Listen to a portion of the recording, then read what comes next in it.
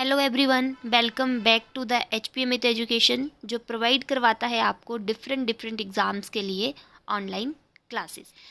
अपनी previous videos में हम लोग बीएड पोर्शन को पीजीटी बीएड पोर्शन को डिस्कस कर रहे हैं, जो कि सिलेबस आया है पीजीटी का, जिसमें से हमने 2 टॉपिक डिस्कस कर लिए हैं। अगर आपने वो टॉपिक नहीं देखे हैं तो प्लेलिस्ट में जाकर के आप चेक कर सकते हैं। हमने तीसरा टॉपिक शुरू किया था, जो कि है बुद्धिस्ट एजुकेशन सिस्टम, जिसमें हमने लेवल ऑफ एजुकेशन और करिकुलम क्या क्या रहेगा प्राइमरी और आपके हायर एजुकेशन में, वो हमने डिस्कस कर लिया था। आज हम डिस्कस करेंगे कि एक उनका तीसरा लेवल भी होता था, जो कि थी भिक्षु शिक्षा। जो भी बौद्ध धर्म के भिक्षु होते थे, वो बनने के लिए प्राइमरी और हायर एजुकेशन के बाद एक शिक्षा होती थी भिक्षु शिक्षा।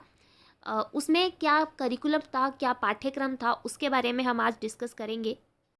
तो सबसे पहले आता है मुख्यतः वह है जो बौद्ध धर्म में भिक्षु बनना चाहते थे, उन्हें ये शिक्षा दी जाती थी। इसमें बौद्ध दर्शन यानी कि बुद्धिस्ट फिलॉसफी का गहरा ज्ञान दिया जाता था।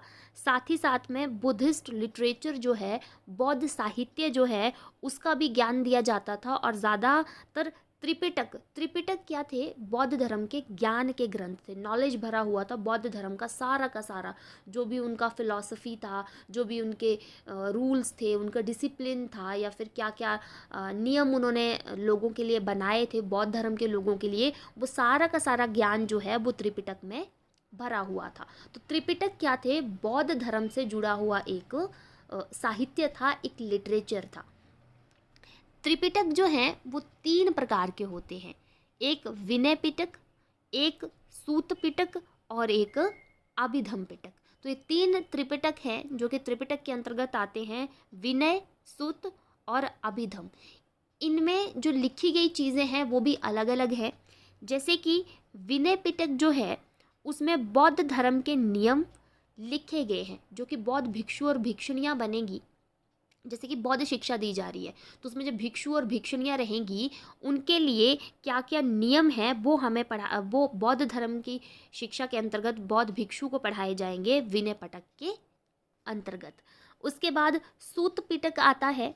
इसमें महात्मा बुद्ध के थॉट्स लिखे गए थे कि महात्मा बुद्ध क्या चाहते हैं। महात्मा बुद्ध ही थे जिन्होंने बौद्ध धर्म का स्थापना की, तो उनके जो थॉट्स थे वो लिखे गए थे सूत पिटक में। ये महात्मा बुद्ध के विचार भी भिक्षु शिक्षा में पढ़ाए जाते थे। उसके बाद तीसरा पिटक आता है अभिधम पिटक, जो कि बौद्ध धर्म के स्पिरिचुअल और जो फिलोसफिकल आइडिया हैं, उनके जो फिलोसफिकल थॉट्स हैं, स्पिरिचुअल थॉट्स हैं, उनके बारे में सारा का सारा पिटक लिखा गया है अभिधम पिटक। तो बौद्ध धर्म के जो भिक्षु बनेंगे, शिष्य भिक्षु होंगे, उन्हें अभिधम पिटक से स्पिरिचुअल बौद्ध धर्म का नॉलेज और आपका फिलोसफिकल नॉलेज दिया जाता था अभिधम पिटक के द्वारा। तो ये त्रिपिटक भी जो क्या है, करिकुलम का पार्ट है, जो कि बौद्ध भिक्षु शिक्षा लेंगे। उसके बाद आता है जो भिक्षु होते थे, शिष्य भिक्षु होते थे, उन्हें वैदिक धर्म से बौद्ध धर्म का तुलनात्मक ज्ञान भी दिया जाता था, कंपैरिजन करवाया जाता था। उन्हें ये बताया जाता था कि क्यों बौद्ध शिक्षा ज़रूरी है, अच्छी है, और वैदिक शिक्षा से किस तरह से ये अच्छी और अलग है। तो कंपैरिजन भी करवाया जाता था। साथ ही साथ में मठों व बिहारों की संपत्ति का लेखा जोखा रखने का ज्ञान भी उन्हें दिया जाता था। मठों और बिहारों में ही शिक्षा दी जाती थी। शिक्षा का केंद्र क्या थे? मठ और बिहार। तो मठ और बिहार का जो लेखा जोखा होगा, सारा का सारा, कितना पैसा आया, कहाँ पे कितना खर्च हुआ, कितने विद्यार्थी आए, कितनी फीस लगी, ये सारा का सारा लेखा जोखा जो काम करते थे वो भी भिक्षु ही होते थे। तो जो भिक्षु शिक्षा ले रहे होते थे, उन्हें ही ये लेखा जोखा की शिक्षा भी इस तीसरी कैटेगरी में रखा जाता था और शिक्षा दी जाती थी, और करिकुलम भी लेखा जोखा का इसी में जुड़ा हुआ था। उसके बाद आती है लौकिक पाठ्यचर्या। लौकिक पाठ्यचर्या भी है। लौकिक होता है व्यावहारिक या जीवन में प्रयोग होने वाली चीज़ों का ज्ञान देना। तो जैसे कि पठन हो गया, लेखन हो गया, गणित हो गया, कला कौशल हो गया, कृषि, पशुपालन, चिकित्सा या वाणिज्य। तो इस तरह से लौकिक पाठ्यक्रम भी रखा जाता था हर लेवल में। उसके बाद धार्मिक पाठ्यचर्या आती है। तो धार्मिक पाठ्यचर्या भी उनकी इम्पॉर्टेंट थी। इसमें 2 तरह का करिकुलम रखा गया था। सामान्य छात्रों के लिए धार्मिक शिक्षा अलग होती थी और बौद्ध भिक्षुओं के लिए जो शिक्षा होती थी वो अलग होती थी। तो जो सामान्य बालक होते थे, जो भिक्षु नहीं बनते थे आगे जा कर के, उन्हें बौद्ध, जैन और वैदिक धर्म का जनरल नॉलेज दिया जाता था। हल्का-हल्का बता दिया जाएगा कि बौद्ध धर्म क्या है, जैन धर्म क्या है, वैदिक धर्म क्या है, तो ये सामान्य छात्रों को। लेकिन जो बौद्ध भिक्षु बनेंगे, जो आगे चल कर के तीसरे लेवल की शिक्षा लेंगे, बौद्ध भिक्षु की शिक्षा लेंगे, उन्हें क्या करवाया जाता था? उन्हें बौद्ध साहित्य का गहन, मतलब कि गहरा, डीप नॉलेज दिया जाता था। साथ ही साथ में तुलनात्मक ज्ञान भी उन्हें दिया जाता था। बौद्ध धर्म को जैन धर्म के साथ कंपैरिजन किया जाता था, बौद्ध धर्म का वैदिक काल के साथ कंपैरिजन किया जाता था, और एक कंपैरिजन कर कर के उन्हें नॉलेज दिया जाता था कि क्यों बौद्ध धर्म अच्छा है और क्यों बाकियों से अलग है। इसी तरह से उनकी शिक्षा का भी कंपैरिजन किया जाता था, बौद्ध शिक्षा का, फिर जैन शिक्षा का, बौद्ध शिक्षा का और वैदिक शिक्षा का, और बाद में कंपैरिजन कर कर के कि क्यों बौद्ध शिक्षा अच्छी है, इसका डीप नॉलेज दिया जाता था सिर्फ और सिर्फ बौद्ध भिक्षुओं को। नेक्स्ट आते हैं एजुकेशन टेक्निक्स और मेथड। तो बौद्ध काल में बौद्ध भिक्षुओं के द्वारा या गुरुओं के द्वारा कौन कौन सी टेक्निक्स और मेथड्स यूज़ किए जाते थे? तो सबसे पहला है प्रश्नोत्तर विधि, क्वेश्चन आंसर जो मेथड रहता है। शिक्षा के प्रारंभ में शिष्य प्रश्न पूछते थे और गुरु उत्तर देते थे, तो प्रश्नोत्तर विधि का यूज़ भी किया जाता था। अनुकरण विधि का यूज़ भी किया जाता था, मतलब इमिटेशन मेथड का यूज़ भी किया जाता था। लेक्चर मेथड का यूज़ भी किया जाता था। व्याख्यान विधि का यूज़ भी किया जाता था उच्च स्तर पर शिक्षा देने के लिए। जैसे कि हायर एजुकेशन में, जब हायर लेवल में जब बच्चा चला जाता था, तो उसे व्याख्यान मेथड के द्वारा जो है वो नॉलेज दिया जाता था। उसके बाद वाद विवाद और तर्क आ जाता है, आपस में वाद विवाद करना, रीजनिंग के थ्रू से नॉलेज देना, इन मेथड्स का भी यूज़ किया जाता था।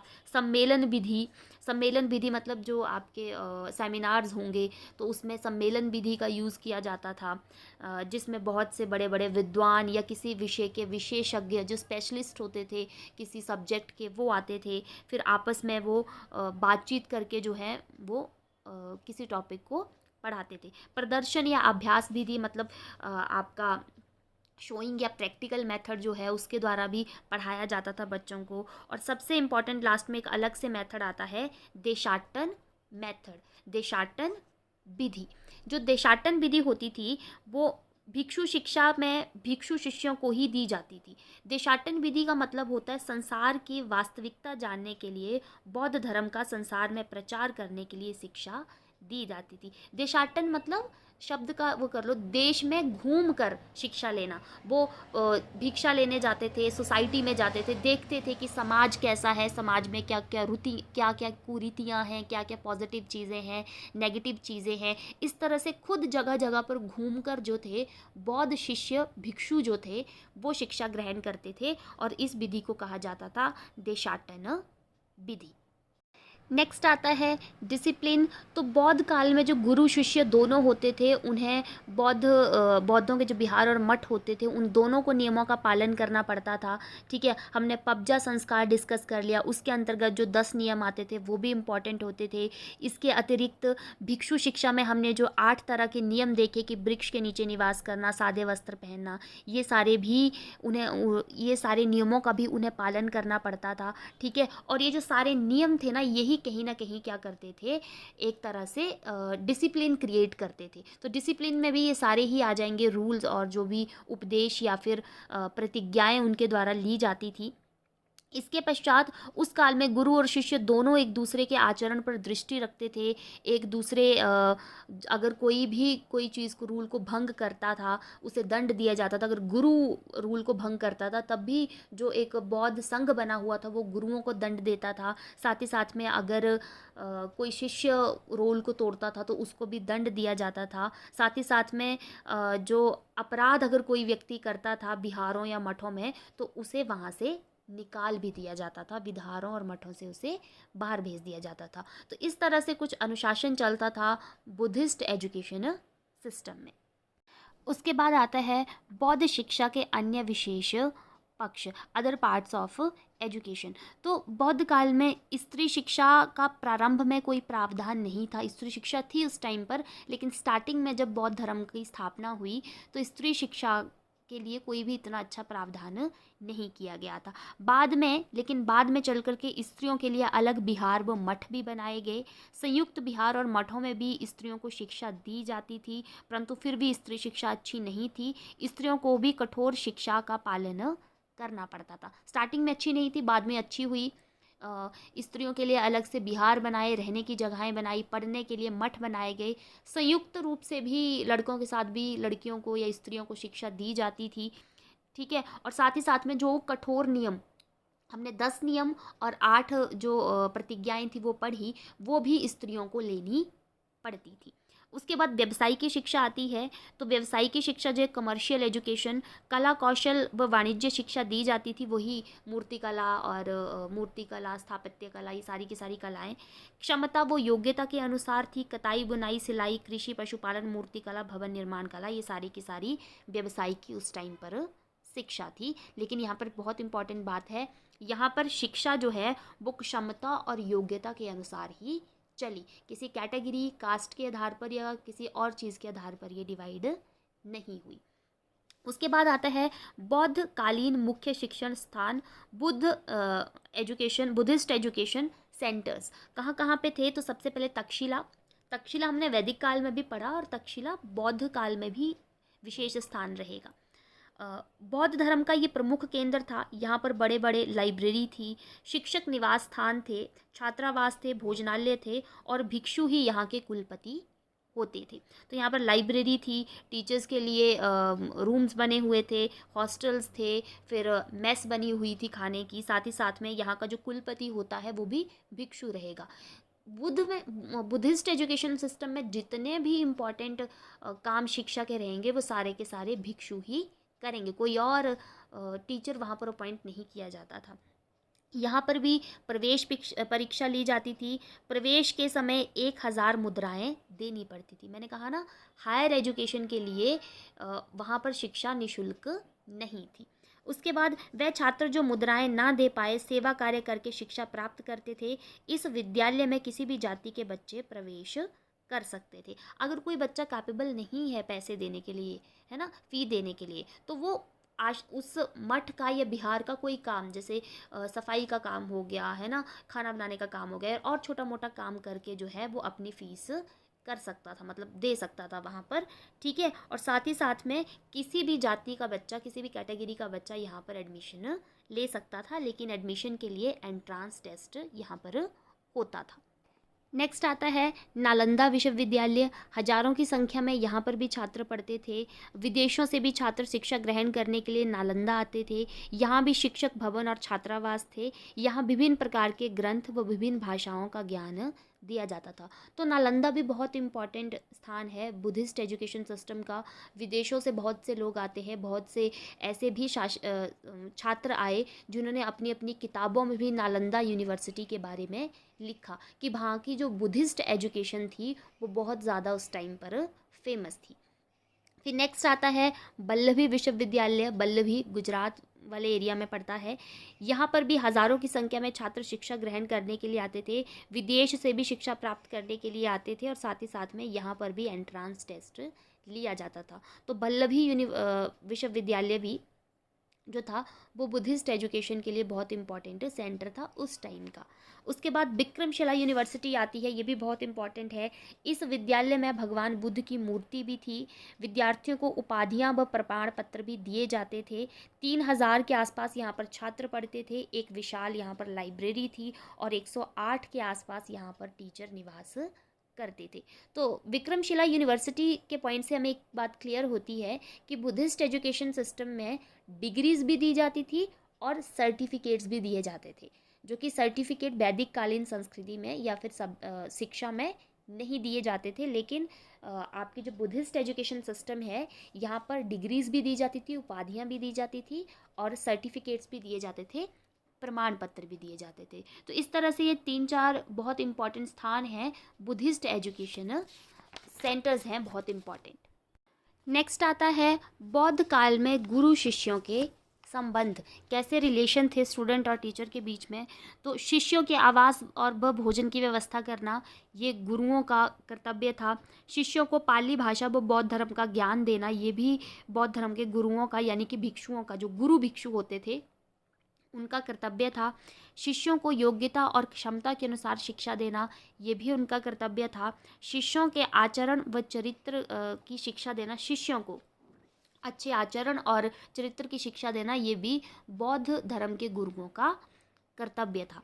उसके बाद सबसे पहले आता है कि शिष्यों के क्या क्या कर्तव्य थे। तो गुरु से पहले जगना, मठों व विहारों की सफाई करना, गुरुओं के साथ भिक्षा मांगने के लिए जाना और गुरुओं के आदेशों का पालन करना, ये बौद्ध धर्म के शिष्यों के कर्तव्य होते थे अपने भिक्षु गुरु के लिए।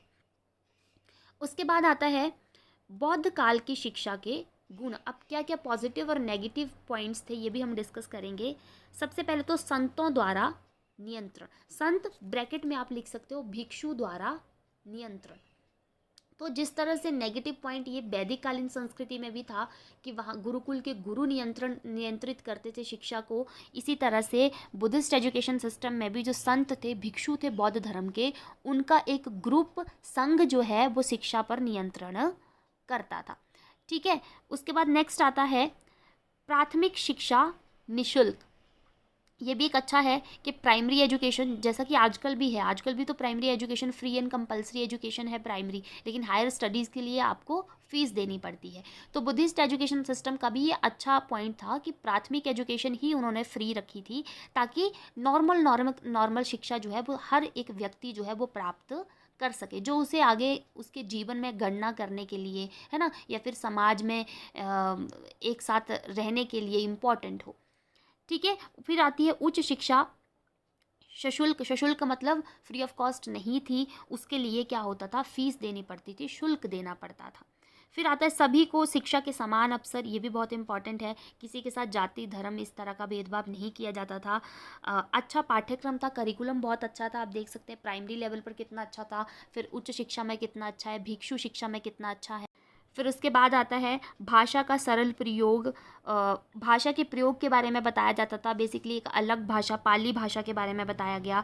अच्छे केंद्र में शिक्षा थी, कितने अच्छे तक्षशिला, नालंदा, बल्लभी, है ना, अच्छे अच्छे सेंटर्स थे एजुकेशन के। स्त्रियों के लिए भी समान शिक्षा की बात की गई, उनके लिए अलग मठ और विहार खोले गए। कला कौशल और व्यवसाय की शिक्षा थी और साधारण के लिए भी शिक्षा थी, मतलब जन साधारण के लिए भी यहाँ पर शिक्षा थी। व्यवसायिकी और कला कौशल तो बहुत ही ज़्यादा था, कितने एक्टिविटीज़ और सब्जेक्ट्स जो थे वो इसके अंतर्गत जोड़े गए थे। मूर्ति कला, चित्रकला, भवन निर्माण कला, और साथ ही साथ में साधारण जनता के लिए भी सेम एजुकेशन थी। नेक्स्ट आता है बौद्ध शिक्षा के दोष क्या क्या थे, क्या क्या नेगेटिव चीज़ें उसमें रही। धर्म के नाम पर बौद्ध शिक्षा, सबसे पहले तो धर्म के नाम पर थी, है ना, कि एक तो नाम से पता चल रहा है कि बुद्धिस्ट एजुकेशन सिस्टम है, तो कहीं ना कहीं बुद्ध धर्म के या फिर बौद्ध धर्म के बारे में ज़्यादातर ज्ञान दिया जाएगा, बाकी शिक्षा को थोड़ा कम महत्व दिया जाएगा। सैनिक शिक्षा का अभाव था। ठीक है। युद्ध शिक्षा या फिर सैनिक शिक्षा, इसके कोई भी करिकुलम हमने नहीं पढ़ा इसमें, तो सैनिक शिक्षा का अभाव था। आय के अनिश्चित स्रोत थे, इसमें भी अनिश्चित स्रोत थे, क्योंकि कहीं ना कहीं उन्होंने काम करने की भी बात कर दी ना। अगर उच्च शिक्षा में आपके पास पैसे नहीं हैं तो आप काम करके भी शिक्षा प्राप्त कर सकते हैं। तो ज़्यादातर जो साधारण बच्चे या गरीब बच्चे होते थे वो कोई ना कोई काम कर देते थे बिहार या मठ में, और पैसे नहीं दे पाते थे। तो इस तरह से आय के अनिश्चित स्रोत थे। कठोर अनुशासन था, जैसे अगर भिक्षु शिक्षा लेनी है तो बहुत से कठोर नियम थे, जैसे कि अविवाहित रहना है ना, घर त्याग देना है, वृक्ष के नीचे रहना है, तो कठोर अनुशासन था। शिक्षा के उद्देश्यों का अभाव था, उद्देश्य बहुत कम थे, है ना। एक ही उद्देश्य था वैसे तो उनका, कि खुद के धर्म को दूसरों के धर्म से किस तरह से अलग और अच्छा दिखाया जाए, और बौद्ध धर्म की ज़्यादा से ज़्यादा शिक्षा दी जाए, और रटने पर अधिक बल दिया जाता था। ठीक है। ज़्यादा से ज़्यादा जो भी लिटरेचर है उसे रटाया जाता था बच्चों को। तो इस तरह से हमने पहली और आज की इस वीडियो में बुद्धिस्ट एजुकेशन सिस्टम को पूरा ख़त्म किया। इसी तरह से आने वाली वीडियो में इससे रिलेटेड हम कुछ MCQs डिस्कस करेंगे। तो अगर वीडियो आपको अच्छा लगा हो तो वीडियो को लाइक कीजिएगा, वीडियो के नीचे कमेंट कीजिएगा, वीडियो को शेयर कीजिएगा, और हमारे चैनल HP अमित एजुकेशन को सब्सक्राइब कीजिएगा।